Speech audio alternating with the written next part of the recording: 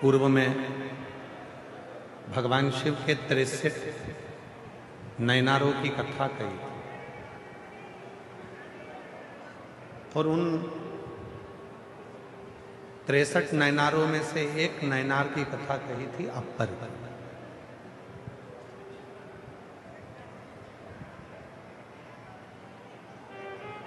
अभी पूर्व में ही कथा में शायद शिरूर की कथा में कहा था अपर का बारे। अपर भगवान शिव का बाल्यावस्था में भक्त रहा, भगवान शिव की शरणागति में रहा, भगवान शंकर का भजन करा और एक दिन संगत में बिगड़ गया और दूसरे धर्म में चले गया।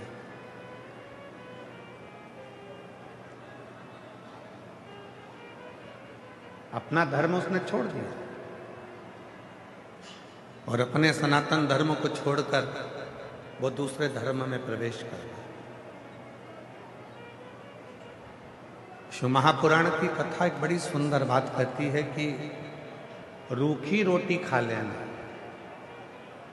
चटनी से रोटी खा लेना, दुनिया के धक्के खा लेना, पर दूसरे धर्म में कभी प्रवेश मत करना, अपना सनातन धर्म छोड़।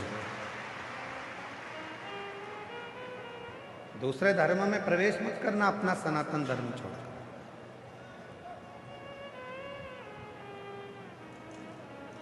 इस सनातन धर्म के लिए, इस सनातन धर्म के लिए तो कई भारत की भूमि के ऐसे शेर हुए जिन्होंने अपना शीश कटा दिया, पर धर्म नहीं बदला।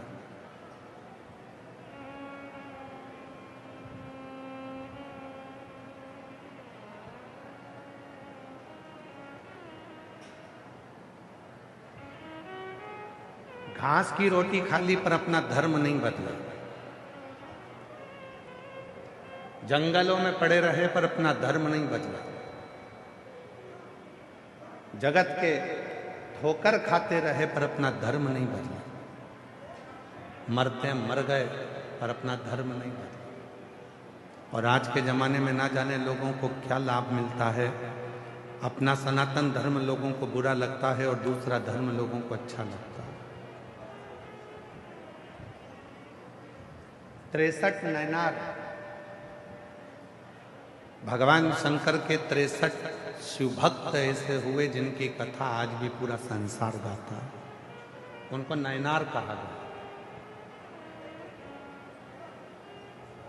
गिनती में वो 63 नयनार रहे। 63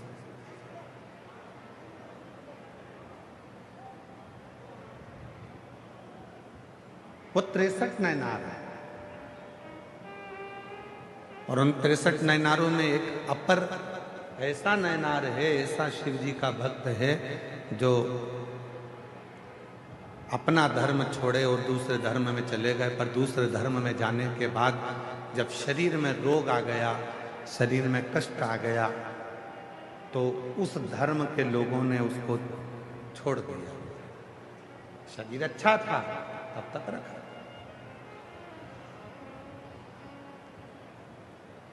शरीर श्रेष्ठ था तो रखा,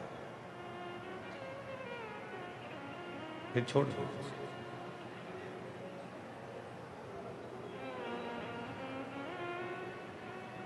आखिरी में वो अपर नयनार को लगा कि मेरी एक ही बहन है, मरने से पहले मैं अपनी बहन से मिलकर,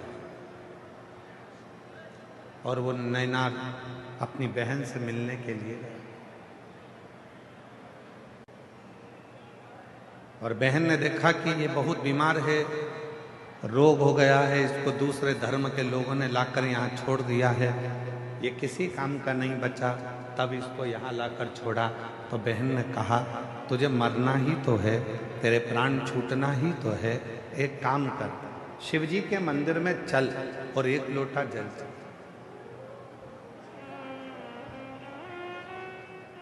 वो अपर नैनार ने कहा कि मैं शंकर जी के मंदिर जाऊंगा तो लोग क्या कहेंगे कि ये पहले तो उस धर्म में चले गया और अब वापिस पलट कर आया और शिव जी के मंदिर जाना चालू कर दिया। बहन ने कहा दुनिया कहेगी कहने दे, दुनिया ताना देगी देने दे, दुनिया अपशब्द कहेगी कहने दे, तू तो चल शिव के मंदिर में एक लोटा जल चढ़ाने चल। और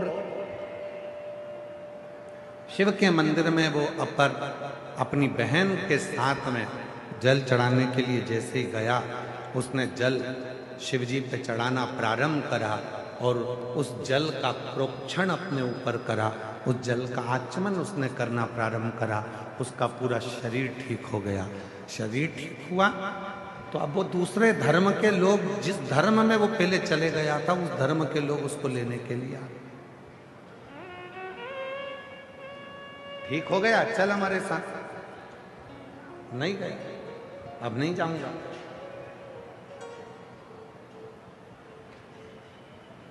जब दुनिया के धक्के खा लेता है इंसान, जब दुनिया की ठोकर खा लेता है इंसान और ठोकर खाने के बाद जब देवाधिदेव महादेव की शरणागति में जाता है, तब उसका जीवन सार्थक हो पाता है।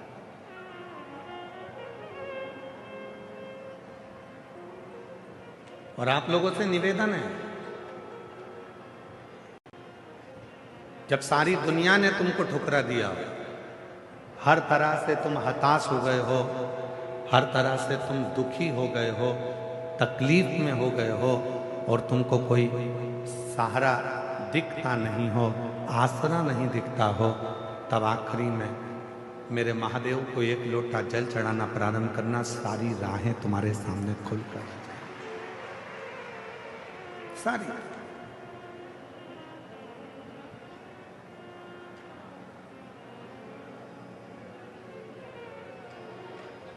और शंभु शरणे पड़ी मांगू घड़ी रे घड़ी, दुख काटो दया करी दर्शन आपो।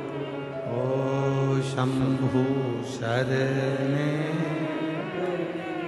मांगू घड़ी रे घड़ी, दुख काटो दया करी दर्शन आपो। शंभु शरण पड़ी मांगू घड़ी रे घड़ी, दुख काटो दया करी दर्शन आपो। ये 63 जो शिव के भक्त हुए हैं, ये 63 जो भगवान शंकर के नैनार हुए हैं, ये 63 जो शिव के उपासक हुए हैं, इनकी कथा केवल कथा नहीं है, इनकी कथा हमारे जीवन में एक उद्देश्य, हमारे जीवन का एक लक्ष्य, हमारे जीवन की एक मंजिल निश्चित कर देती है, एक मंजिल निश्चित कर देती है।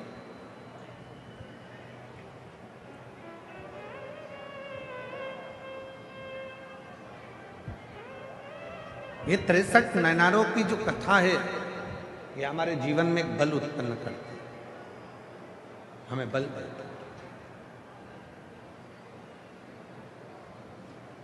हमें अविरल भक्ति प्रदान करते हैं। दया करीन दर्शन आपो, दया करीन दर्शन। शिव कथा कर रही है, शिव ये सब कुछ कर सकते हैं, ये अपने अंदर एक भाव प्रकट कर लीजिए, अपने अंदर ये भाव को प्रकट कर। हम तो यहां तक कहेंगे, सुबह जब दुकान खोलो, सुबह जब फैक्ट्री पर जाओ, दुकान खोलो, या किसी कार्य के लिए आप जा रहे हो, या किसी कार्य को करने के लिए जा रहे हो, या किसी कार्य के लिए आप पहुंच रहे हो, तो सबसे पहला काम करा करो कि शंकर भगवान से घर से निकलते समय शिव जी से प्रार्थना कर कर जाया करो कि आपकी दुकान पर आप चलिए और उस दुकान को चलाइए और बैठकर सेठ के रूप में कार्य करिए।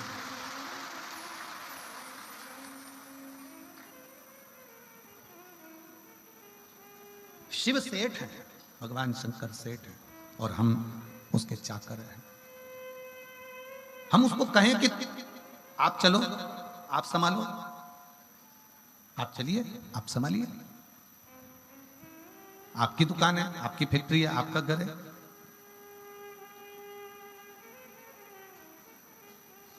शिव कथा कह रही है, भगवान शंकर का चरित्र कर रहा। ज्योति के मन में यह भाव प्रकट हो गया कि ये कार्तिकेय जी को मैं नहीं ढूंढ सकती, मेरी सामर्थ्यता नहीं है कि मैं कार्तिकेय बाबा को ढूंढ सकूं, मेरी सामर्थ्यता नहीं है कि मैं कार्तिकेय को ढूंढ पाऊंगा। तब ज्योति ने एक काम किया, जब हमारे बस का कोई काम ना रहता है तब शंकर भगवान के पार्थिव लिंग का निर्माण करना चाहिए। पार्थिव शिवलिंग का निर्माण करो। जब कोई रास्ता ना सूझे, जब कोई मार्ग ना सूझे, जब कोई पथ ना मिल पाए, तब फिर पार्थिव लिंग का निर्माण। और बहुत सावधानी से मेरी जीजियों से एक पत्र है, देखिए,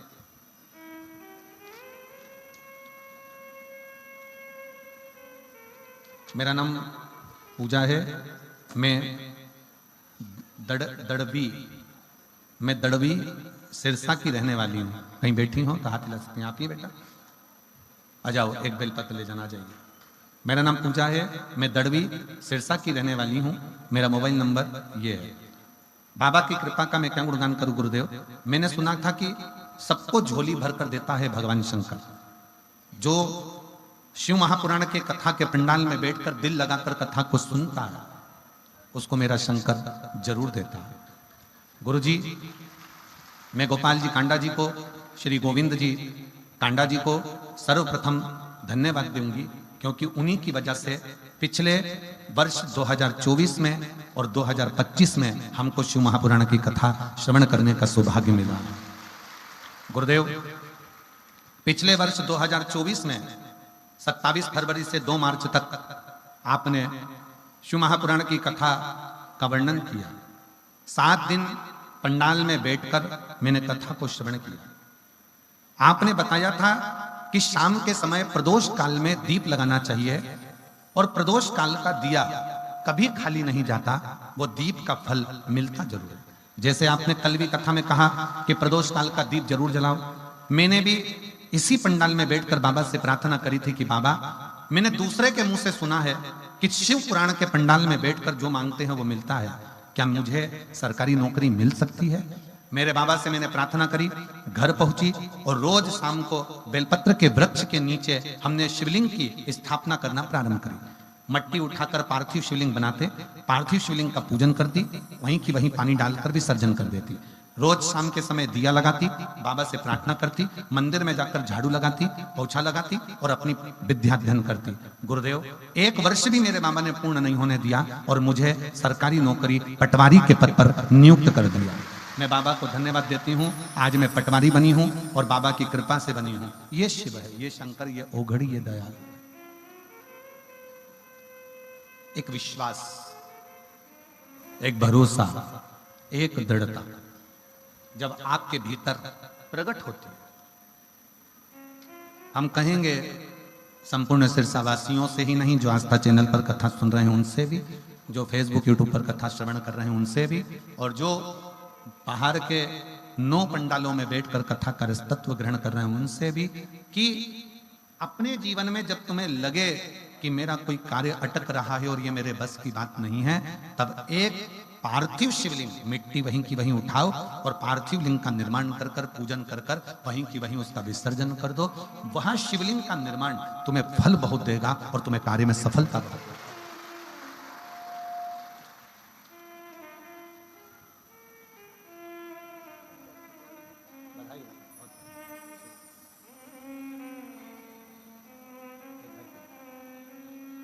बेटी को बधाई दो, पटवारी बनी है और बहुत बहुत साधुवाद है। जब हम शिव के पार्थिव लिंग का निर्माण करते हैं, जब हम भगवान शंकर के पार्थिव लिंग का निर्माण करते हैं और शंकर भगवान के पार्थिव लिंग को जब हम बनाते हैं तो स्वयं देवाधिदेव महादेव भगवान शंकर को उस लिंग में आकर विराजमान होना ही पड़ता है और वर देना ही पड़ता है। पार्थिव लिंग के निर्माण का इतना महत्व है कि पार्थिव लिंग का निर्माण किसने नहीं किया।